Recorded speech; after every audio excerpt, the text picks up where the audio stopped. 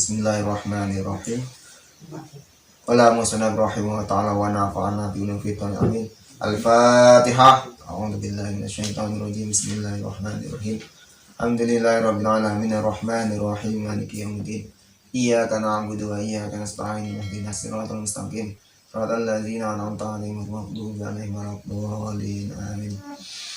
Alhamdulillah bisa bertemu lagi melanjutkan kajian kitab Mabahithul Awwaliyah yang kemarin dibahas tentang kaidah yang keempat. Sekarang dilanjut dengan kaidah yang kelima, yaitu al-qaidatul al-khamisah.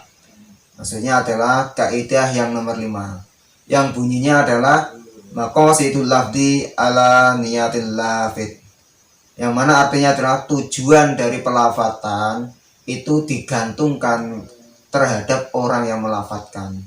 Namun perlu diketahui pengaplikasian atau penerapan kaidah ini berlaku di dalam hal-hal yang sifatnya kinayah atau hal yang sifatnya tidak ada kejelasan.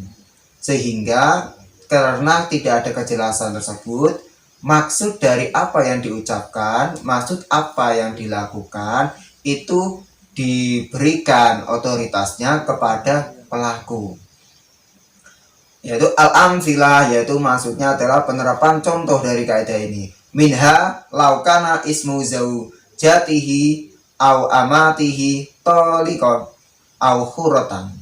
Maksudnya adalah jika ada seseorang yang istrinya atau amatnya namanya tolik atau nama budaknya disebut khurah.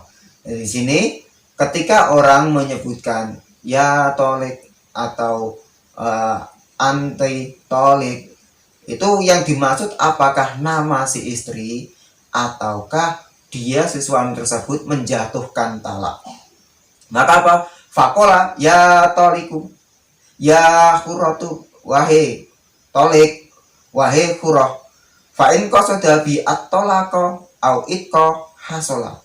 Maka jika pengucapan ya tolek ya khurah itu ada disertai dengan niat atau tujuan mentalak, maka akan terjadi talak. Maka bila tidak ada tujuan atau niat mentalak, maka tidak terjadi talak. Nah, kinayahnya di mana? Kinayah itu adalah suatu lafaz yang maknanya itu tidak tertentu terhadap satu arah, berarti memungkinkan diarahkan ke yang lainnya. Arah yang pertama adalah tolik sebagai nama, arah yang kedua adalah tolik sebagai sihot talak. Maka hal kinayah tersebut dapat direalisasikan sebagai sihot talak bila ada niat. Fala, maka jika tidak ada niat ya fala, tidak terjadi talak atau tidak terjadi memerdekakan. Minha laukar roro lafdhu talaki salasan bila atfin wa in qasada bil al istinaf wa qa'a salasa au takid bahwa hidun. Sama halnya juga orang mengulang-ulang kata talak terhadap istrinya. Misal ya tolik, ya tolik, ya tolik 3 kali. Nah, itu bisa berkonsekuensi menjadi talak 1 dan juga bersekuensi menjadi talak 3. Terus bagaimanakah kalau menjadi talak 1? Terus bagaimanakah kalau menjadi talak 3? Maka di situ memerlukan adanya kejelasan atau niat dari si pengucap tersebut. Fa'in qasada bil al istinaf wa qa'a salasa.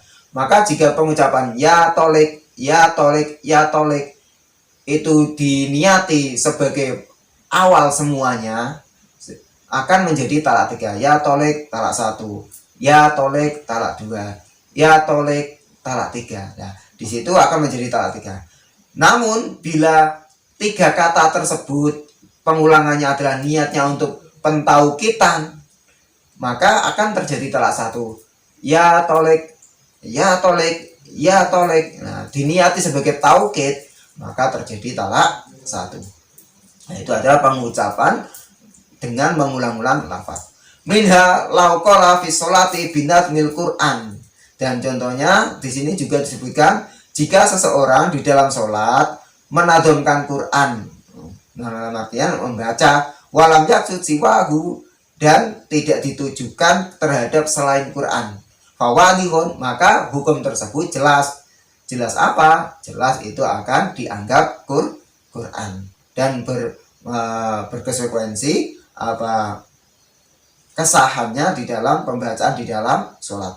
Fa'in qasada bi at-tafhim faqat batolat, maka jika ada tujuan hanya untuk memberikan kefahaman, maka batolat sholatuhu, karena dia sudah ada indikasi melakukan sesuatu yang di luar sholat, sehingga mengucapkan kata-kata yang tidak ada hubungannya dengan sholat secara sengaja itu juga dapat membatalkan sholat. Fa'in qasadahu ma'an lam tabtul, maka jika mempunyai tujuan, dua tujuan, pertama adalah memberikan kefahaman, kedua adalah bacaan Quran, maka tidak apa-apa. Yang dianggap adalah bacaan Qurannya. Fa'in atlaqa fal asahu butlan, maka jika memutlakan menurut kaul asah, hal tersebut batal. Nahu qali ta'ala udkhuluha bisalamin amin. Ya Yahya khudil kitaba bil quwwah. Nah, ini adalah ayat Quran, tetapi hal-hal seperti ini jika diniati sebagai percakapan, maka tidak akan menjadi Quran. Tetapi kalau membaca Quran sebagai Quran akan menjadi Quran. Jadi ini adalah pentingnya niat di dalam ibadah. Minha idza akiban niat bi masyiati insyaallah fa innawa ta'liq batolat au tabarruk fala. Sama halnya jika seseorang niat terus diikuti dengan lafaz insyaallah. Insyaallah berarti niat terus akhir-akhirannya diikuti insyaallah. Jika Allah menghendaki atau menginginkan, fa inna wa ta'liq batolat, maka jika diniati ta'liq itu menghubungkan dengan sesuatu, maka sholatnya batal. Au tabaruk, atau mengalap barokah, mengambil barokah dari lafaz tersebut, fala, maka tidak batal. Wa in atlaqat fa asahahuma batolat, maka jika memutlakan menurut kaul asah, lafaz insyaallah di dalam niat itu dapat membatalkan.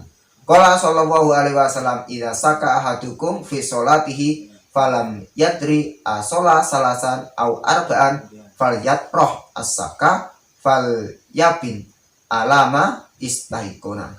Yang artinya adalah jika salah satu dari kalian atau kalian ragu di dalam sholat, falam yadri asola salasan au arba'an, apakah saya sholat 3 atau 4, maksudnya ragu di dalam bilangan rokaatnya, saya itu sholat sudah 3 rokaat atau 4 rokaat.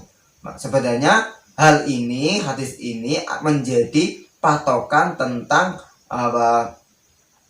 keyakinan, tidak bisa dihilangkan dengan keraguan. Sehingga cara di dalam fikih mengambil keyakinan adalah mengambil bilangan yang sedikit. Falyabin alamas taikona, maka tentukanlah terhadap apa yang diyakini. Nah, yang diyakini itu di dalam fikih mengambil bilangan yang sedikit. Itulah tentang kaidah yang kelima, maqasidul lafzi ala niyatil lafid. Tujuan-tujuan pelafatan itu didasarkan atau diberikan kepada yang mengucapkan. Hal ini terjadi di dalam hal-hal yang sifatnya masih memungkinkan untuk diarahkan seperti ini dan memungkinkan juga diarahkan seperti itu. Seperti contoh tadi, ada orang namanya Tolik, terus si istrinya memanggil ya Tolik. Sehingga 1, apakah suami tersebut mentala istri? 2, apakah suami tersebut memanggil nama istri? Maka terjadi talak atau tidaknya itu diminta kejelasan dari suami. Itu saja tentang kaidah yang kelima. Mungkin akan dilanjut ke kaidah yang keenam yang berbunyi al yakinu la yuzalu bisa. Kurang lebihnya saya minta maaf. Assalamualaikum warahmatullahi wabarakatuh.